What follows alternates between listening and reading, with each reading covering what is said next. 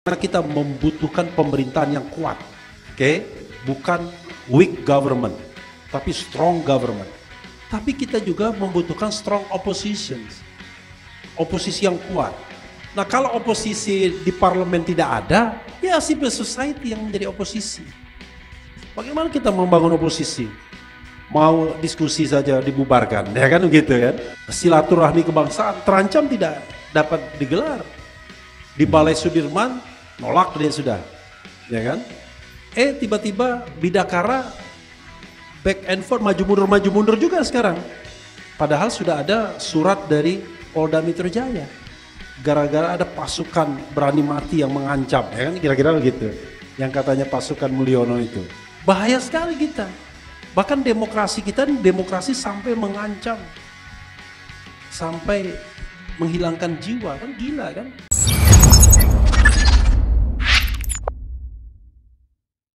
Assalamualaikum warahmatullahi wabarakatuh. Berjumpa kembali dengan channel YouTube Lensa KU. Semoga Anda semua dalam keadaan posisi yang terbaik, keluarga yang terbaik, ekonomi yang terbaik, kesehatan yang terbaik, persatuan dan kesatuan yang semakin membaik. Doa saya yang baik-baik untuk teman-teman sekalian. Mulai dari Sabang sampai Merauke, baik itu dari Pulau Sumatera, Pulau Jawa, Pulau Sulawesi, Pulau Kalimantan maupun Pulau Papua, serta pulau-pulau kecil lainnya. Semoga kita semua dipersatukan oleh Bhinneka Tunggal Ika, Merah Putih, Garuda Pancasila. Baik teman-teman sekalian, beberapa hari terakhir, beberapa video terakhir kita menyaksikan tontonan tentang kondisi bangsa kita hari ini, dan kali ini kita kembali menyaksikan video terbaru. Ada apa menjelang 20 Oktober 2024. Yuk kita langsung saja cek videonya berikut ini. Oposisinya cuma PBHMD aja. Belum diajak Bahlil, ya kan? Kalau sudah diajak Bahlil selesai semuanya, ya kan? Pakai kanda, selamat siang kanda, ya kan? Assalamualaikumnya udah lupa, ya kan? Karena kita membutuhkan pemerintahan yang kuat, oke? Bukan weak government, tapi strong government. Tapi kita juga membutuhkan strong opposition, oposisi yang kuat. Nah, kalau oposisi di parlemen tidak ada, ya civil society yang menjadi oposisi. Bagaimana kita membangun oposisi? Mau diskusi saja dibubarkan, ya kan begitu kan? Silaturahmi kebangsaan terancam tidak dapat digelar. Di Balai Sudirman nolak dia sudah, ya kan? Tiba-tiba Bidakara back and forth, maju mundur juga sekarang. Padahal sudah ada surat dari Polda Metro Jaya. Gara-gara ada pasukan berani mati yang mengancam, ya kan? Kira-kira begitu. Yang katanya pasukan Mulyono itu. Bahaya sekali kita. Bahkan demokrasi kita, demokrasi sampai mengancam, sampai menghilangkan jiwa, kan gila kan?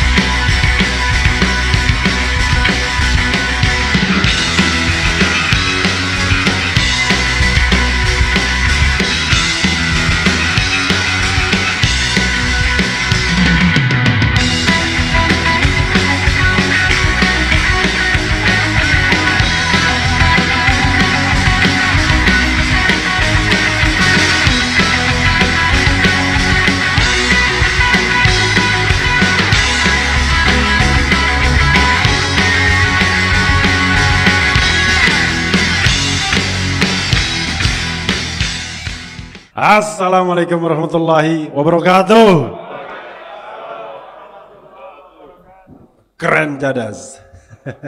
Kalau yang nggak ketawa itu berarti belum subscribe ya. Jangan lupa Refli Harun Channel ya.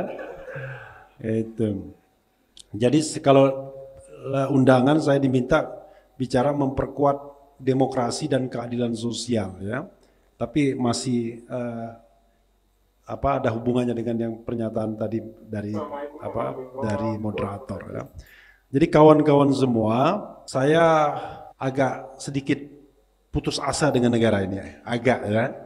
Tetapi berjuang itu tidak boleh berharap hasil. Kalau berjuang itu berharap hasil, Anda salah ya. Berjuang itu paling tidak proses, berproses, amar ma'ruf nahi mungkar dan lain sebagainya, kan begitu. Karena itu pertama-tama kalau mau memperkuat demokrasi di Indonesia, pertama-tama saya gara-gara ada ujang. Saya mengajak kawan-kawan semua untuk berada di baris oposisi selama 5 tahun masa pemerintahan Presiden Prabowo Subianto. Mau nggak? Mau nggak? Ya maunya. Nanti baru dikasih negosiasi sedikit, ada yang ke sono, ada yang ke sini, ada yang sontoloyo kalau begitu. Karena demokrasi itu untuk konteks Indonesia tidak akan berhasil kalau kita tidak membangun civil society yang kuat. Karena state kita sontoloyo sekarang, ya kan?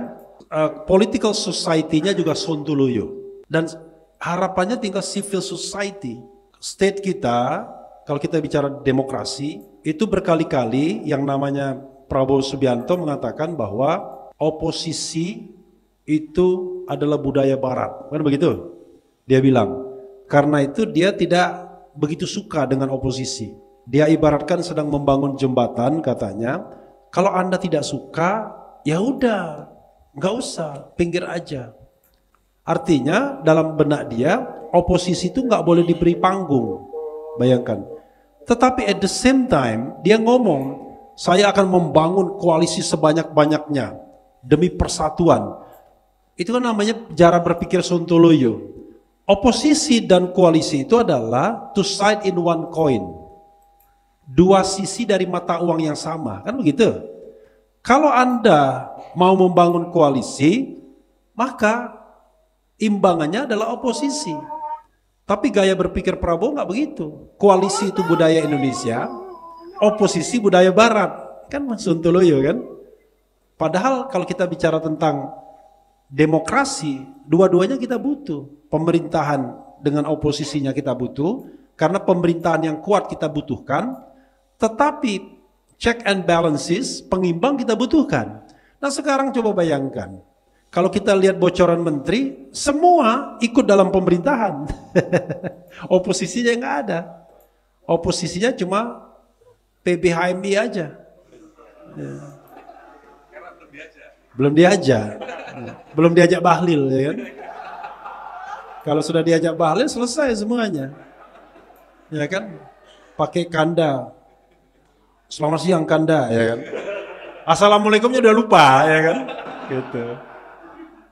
Jadi karena itu kita harus pegang paradigma ini. Terus kritik Prabowo, Pak, kami bukan tidak suka Bapak. Bapak boleh membangun oposisi sekuat-kuatnya. Karena kita membutuhkan pemerintahan yang kuat. Oke? Bukan weak government, tapi strong government. Tapi kita juga membutuhkan strong oppositions. Oposisi yang kuat. Nah kalau oposisi di parlemen tidak ada, ya civil society yang menjadi oposisi. Bagaimana kita membangun oposisi? Mau diskusi saja dibubarkan, ya kan begitu kan? Gitu. Diskusi 14 Oktober silaturahmi kebangsaan terancam tidak dapat digelar. Di Balai Sudirman nolak dia sudah, ya kan? Tiba-tiba Bidakara back and forth, maju mundur juga sekarang. Padahal sudah ada surat dari Polda Metro Jaya.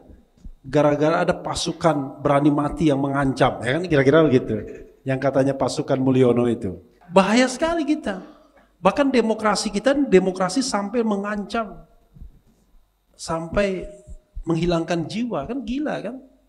Makanya banyak aktivis yang kemudian ketika dia kembali ke yang maha kuasa, banyak juga dicurigain. kita melihat Bang Rizal Ramli, kita lihat Faisal Basri, kita lihat Liusung Karisma, kita lihat waktu itu ada Tualibi dari seorang ustadz, kita juga melihat Syekh Ali Jaber dan lain sebagainya. Itu mencurigakan juga. Makanya sudahlah ya, kalau something happen kepada Kang Ujang kita doakan aja ya, mudah-mudahan husnul khotimah ya kan. Mudah-mudahan husnul khotimah. Oke.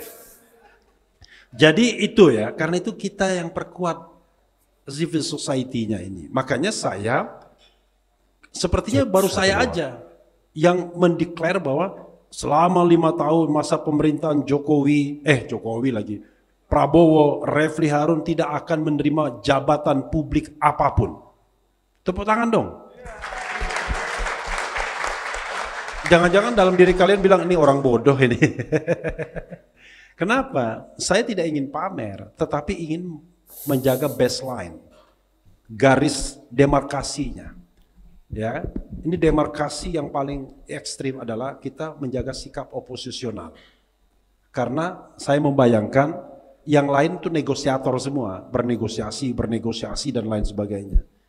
Alhamdulillah saya nggak pernah ditawari macam-macam tuh, karena mungkin udah tahu sikapnya kan. Kang Ujang masih ditawari juga rupanya.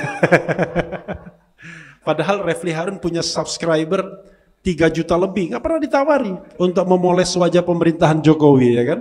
Heran juga saya kenapa saya nggak ditawarin. Gitu.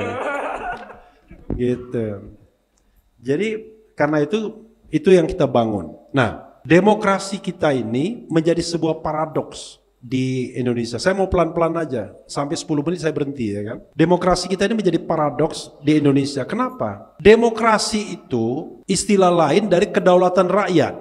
Kedaulatan rakyat itu barang yang sudah diterima di konstitusi. Ya kan? Indonesia itu kedaulatan rakyat.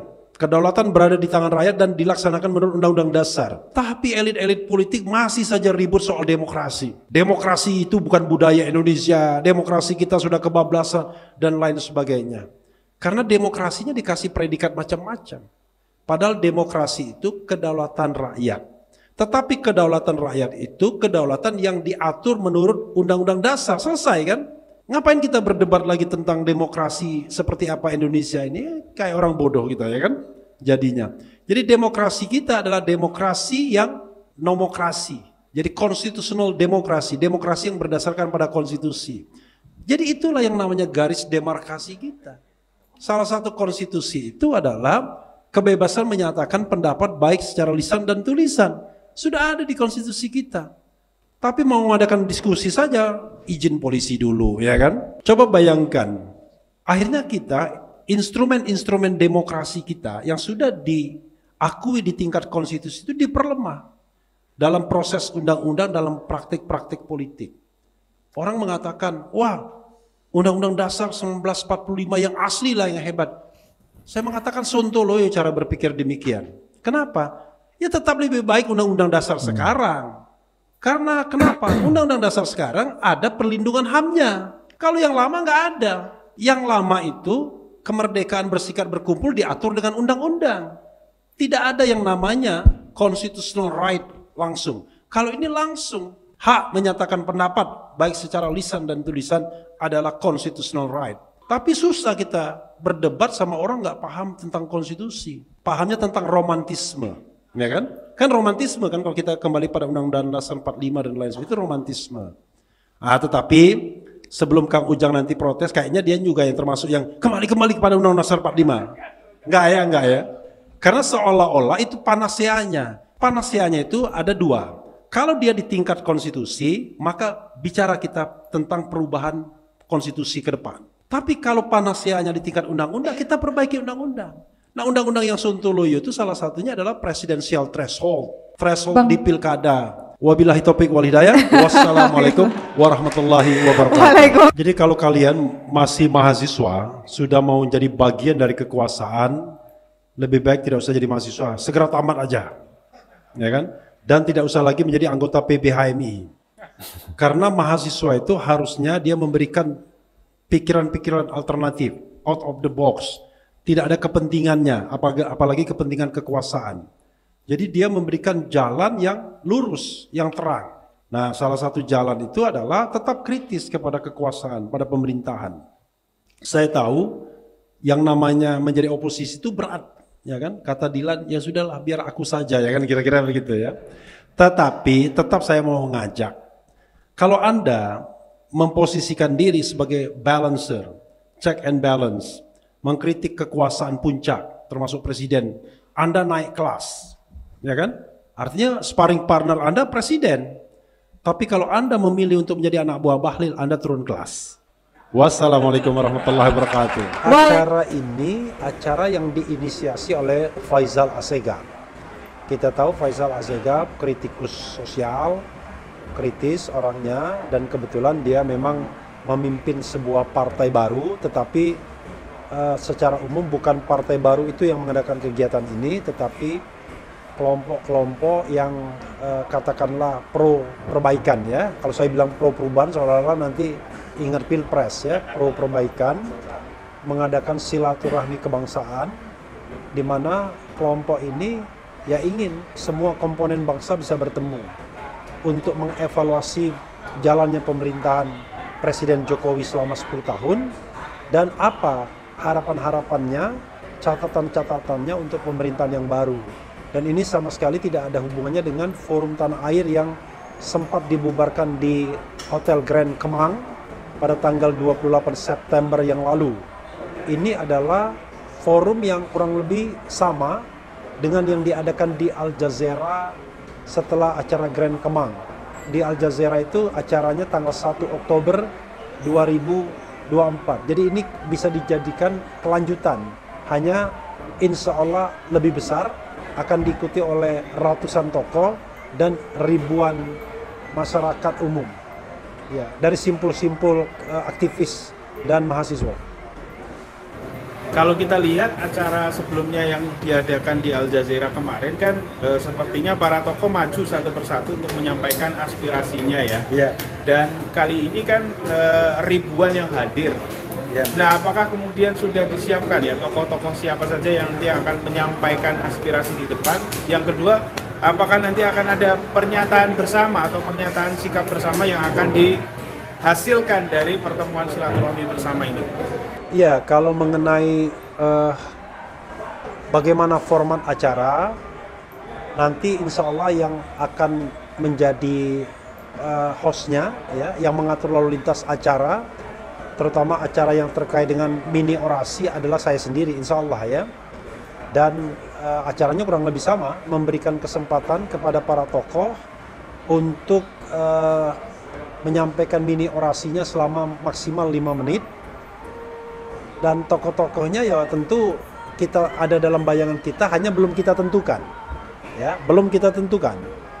Jadi dalam bayangan kita tentu tokoh-tokoh yang memang kita undang, tokoh-tokoh bangsa, tokoh-tokoh yang selama ini kita kenal, tapi tidak menutup kemungkinan juga tokoh mahasiswa misalnya, emak-emak, ya, perempuan. Jadi nanti forumnya dinamis, bagaimana di lapangannya. Apakah akan ada rekomendasi? Insya Allah panitia sudah akan menyiapkan rekomendasi dari pertemuan orasi tersebut.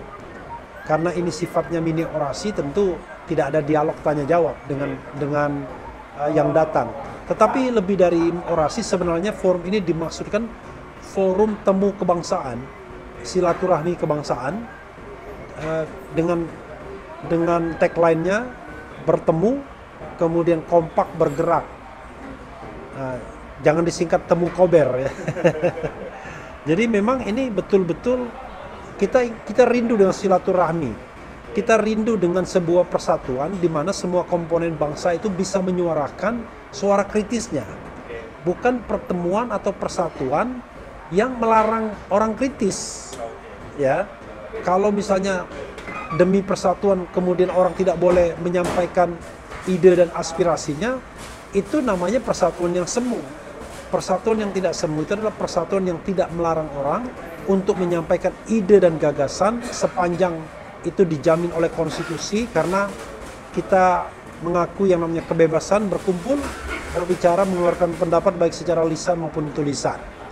Jadi agak sedikit different direction dengan apa yang dikatakan Prabowo tentang persatuan. Karena implisit yang dikatakan Presiden terpilih Prabowo tentang persatuan itu seolah-olah tidak boleh berbeda pendapat dengan kekuasaan. Nah, kita ingin memelihara ruang-ruang demokrasi, ruang-ruang untuk berbeda pendapat, walaupun kalau seandainya pendapatnya sama dengan pemerintah pun ya nggak ada masalah juga. Karena itulah inti dari demokrasi, yaitu kebebasan untuk menyampaikan pendapat baik secara lisan dan tulisan, dan tentu dengan batas-batas yang tidak merendahkan ya atau mendegradasikan humanisme. Itu batas-batasnya. Jadi kalau kita mengkritik Prabowo, mengkritik Jokowi, kita mengkritik mereka sebagai presiden atau presiden terpilih, bukan mengkritik pribadi-pribadinya. Pribadi-pribadinya itu tanggung jawab masing-masing, tetapi yang kita kritik adalah kebijakannya, pikirannya, tindakannya, dan segala sesuatu yang terkait dengan jabatannya, termasuk fasilitas yang mungkin dia dapatkan, fasilitas yang dia nikmati, dan lain sebagainya. Intinya adalah Prabowo atau Presiden Jokowi saat ini menjadi penting, menjadi pusat dari diskusi kita karena dia adalah presiden dan presiden terpilih. Bukan karena dia Prabowo atau Jokowi, ayah dari 3 anak atau suami dari siapa, itu nggak penting. Yang penting adalah dia adalah pejabat publik di tingkat puncak yang kemudian membawa amanat untuk memajukan kesejahteraan umum, mencerdaskan kehidupan bangsa, termasuk melindungi kita semua. Oke. Kemarin kan banyak yang mengkaitkan antara silaturahmi kebangsaan dengan apa yang dibawa oleh para tokoh-tokoh yang hadir di depan kemarin, yang dikaitkan dengan tangkap dan adili Jokowi. Ya. Nah, apakah kemudian ini akan mengarah ke sana? Itu yang pertama. Terus yang kedua, tadi saya dengar juga ada beberapa tokoh dari partai yang juga diundang hal ini dalam silaturahmi kebangsaan. Nah, boleh nggak kita tahu partai mana saja dan siapa saja yang kemudian dari partai yang khususnya yang diundang dalam acara silaturahmi kebangsaan? Kalau mengenai aspirasi ya, tentu kita tidak bisa melarang orang menyampaikan aspirasi. Karena itu adalah kebebasan berserikat, berkumpul, mengeluarkan pendapat. Kalau seandainya ada hal-hal yang dianggap offside, tentu itu tanggung jawab masing-masing pribadi. Karena mereka adalah pribadi-pribadi yang mandiri. Kalau panitia kemudian mengatakan cuman boleh ngomong A, ngomong B, apa bedanya panitia dengan penguasa yang otoriter? Ya, jadi kita tidak ingin membatasi orang ngomong apa. Tetapi ingat loh, bahwa di balik kebebasan menyatakan pendapat itu ada yang namanya tanggung jawab, responsibility. Jadi jangan menyampaikan hal-hal yang sifatnya melanggar hukum, tapi melanggar hukum yang rasional ya, seperti mendegradasi kemanusiaan, mengancam dan lain sebagainya. Tetapi kalau terkait aspirasi misalnya adili Jokowi dan lain sebagainya, itu adalah cerminan dari kita bernegara hukum. Kan pengertian adili itu mengadili, memberikan keadilan. Kalau dia misalnya ada pelanggaran-pelanggaran atau kejahatan bahkan, ya siapapun berlaku prinsip equality before the law. Demikian juga Prabowo Subianto. Kalau kita menyampaikan gagasan, kritik terhadap beliau, karena beliau mau dilantik sebagai presiden. Jadi sekali lagi, soal materinya kita tidak berpretensi sebagai polisi moral yang mau membatasi kebebasan orang. Nah, siapa saja yang diundang, pada dasarnya kita mengundang sebuah komponen masyarakat karena ini undangan yang bersifat terbuka. Iya kan? Anyone bisa datang, everyone bisa datang.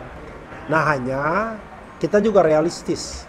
Kalau forum ini dihelat oleh orang-orang yang selama ini kritis terhadap pemerintahan Presiden Jokowi misalnya, ya kalau misalnya pendukung-pendukung Presiden Jokowi mau datang, silahkan saja, nggak ada masalah. Nggak ada apa-apa. Apakah kemudian nanti mereka mendapatkan kesempatan berbicara atau tidak, ya tergantung acaranya, ya kan? Tetapi intinya adalah tentu ya kita harus realistis juga. Kalau acara ini kemudian juga diikuti oleh mereka-mereka itu, ya dengan senang hati saja kita sebenarnya. Tapi sekali lagi, bukan berarti kemudian kebebasan untuk menyampaikan sesuatu itu akan dibatasi, nggak bisa.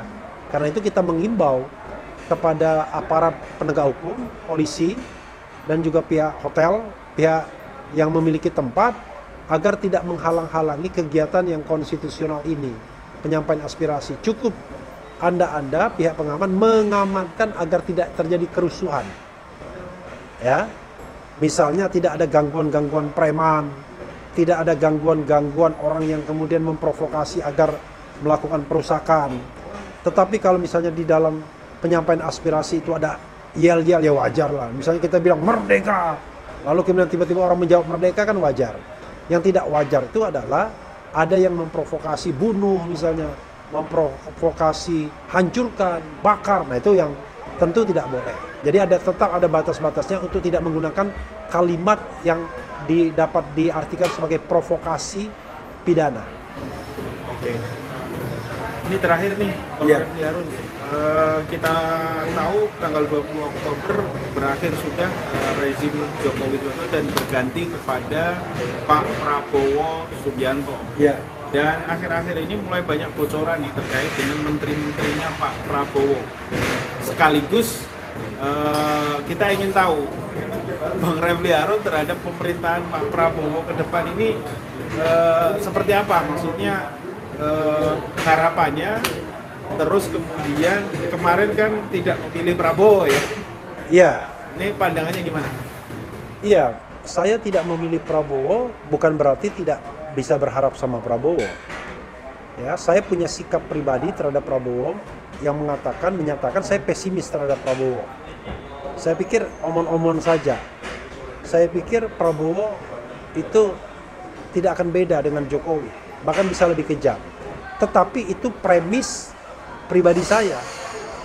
Di dalam arena publik dan sebagai warga negara yang baik, saya tetap berharap bahwa Prabowo akan tidak hanya memberantas korupsi, ya, memberantas korupsinya benar-benar tidak omon-omon, kemudian mensejahterakan rakyat, mengentaskan kemiskinan, meningkatkan ekonomi kita, kesejahteraan sosial kita, tapi juga memelihara dan menumbuh kembangkan demokrasi, toleran terhadap perbedaan pendapat, tidak cepat sumbu pendek, tidak panas telinganya mendengarkan kritik. Jadi kebahagiaan kita itu tidak hanya kebahagiaan cukup makan dan minum, tapi juga merasa terlindungi dan bebas menyampaikan ekspresi. Seperti misalnya acara ini ya, mini press conference lah katakanlah ini. Ya sama, tidak ada kekhawatiran bahwa sepanjang saya menyampaikan sesuatu dengan konstruktif, dengan data, dengan rasionalitas, walaupun itu keras dan kritis, ya, sebagaimana misalnya Refli Harun selama ini, maka ya kita bahagia kalau itu ruang tersebut terus dipelihara dan bahkan ditumbuh kembangkan oleh pemerintahan yang baru. Karena pemerintahan yang lama sudah terbukti gagal untuk memelihara ini. Banyak korban-korban Mulyono yang dipenjarakan hanya karena nge-tweet, hanya karena membuat tulisan, hanya karena menyampaikan sebuah statement dan lain sebagainya. Dan celakanya kadang-kadang menggunakan komponen masyarakat lainnya dengan cara mengadu domba. Dalam kasus misalnya Edi Mulyadi, ya, dalam kasus-kasus lainnya, termasuk kasus Habib Rizik, KM50 dan lain sebagainya. Karena itu kita tidak ingin hal-hal tersebut terulang kembali. Masa sebagai warga negara kita tidak mau dan tidak boleh berpikir seperti itu. Karena itu kita berharap siapapun yang terpilih nanti menjadi Kapolri misalnya, menjadi Jaksa Agung, menjadi KPK, menjadi menteri-menteri, kita berharap dia adalah orang yang betul-betul amanah, betul-betul orang yang kita bisa percaya, tidak korup, tidak ngambil uang negara, kekayaan negara. Tetapi saya sendiri sama Faisal Assegaf yang merupakan inisiator acara ini sudah bertekad, insya Allah kami tidak akan menerima jabatan apapun yang ditawarkan kepada kami dalam masa pemerintahan Prabowo Subianto sebagai wujud konsistensi kami untuk bersikap oposisional sebagai hak warga negara. Jadi nggak ada kaitannya dengan misalnya sakit hati, nggak ada. Prabowo tidak pernah membuat kami sakit hati, belum, ya kan? Tetapi yang jelas adalah negara ini tetap perlu kontrol karena ini adalah negara yang besar. Itu yang ingin kita tegaskan. Mudah-mudahan yang direkrut orang-orang yang terbaik, bukan para koruptor atau mantan koruptor atau orang-orang yang melipat-lipat hukum di era pemerintahan Jokowi, orang-orang yang mencurangi pemilu untuk membantu kemenangan Prabowo dan Gibran sehingga kemudian dikasih tempat. Tapi orang-orang yang betul-betul benar, jujur, adil, dan mau mewujudkan masyarakat kita menjadi masyarakat yang baldatun thayyibatun warabun ghafur. Luar biasa. Keren, cadas. Assalamualaikum warahmatullahi wabarakatuh. Keren, cadas. Ya, kawan-kawan semua, tanggal 20 Oktober ini akan menjadi ujian bagi dua orang penting di Republik ini.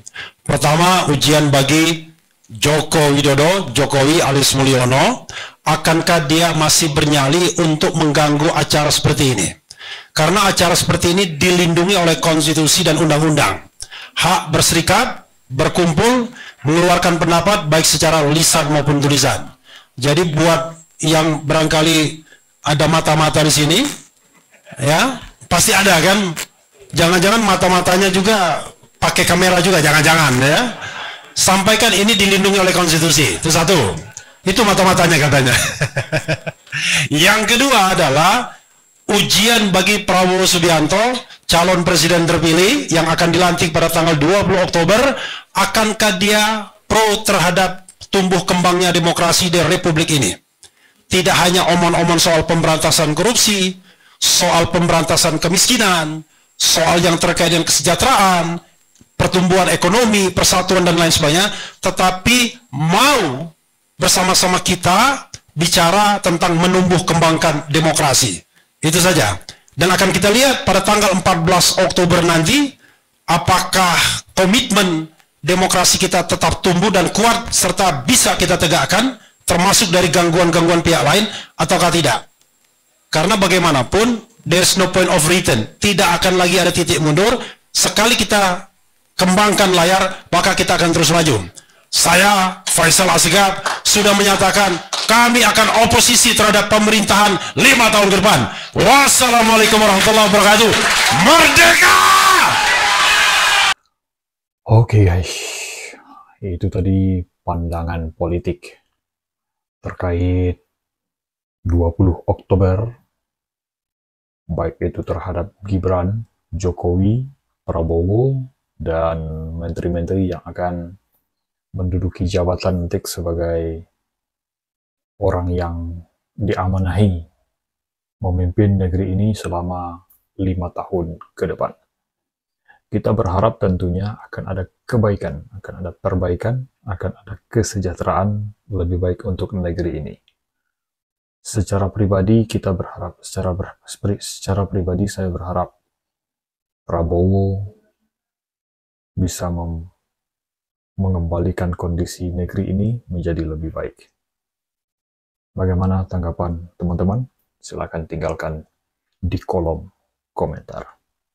Sampai jumpa pada video berikutnya. Assalamualaikum warahmatullahi wabarakatuh.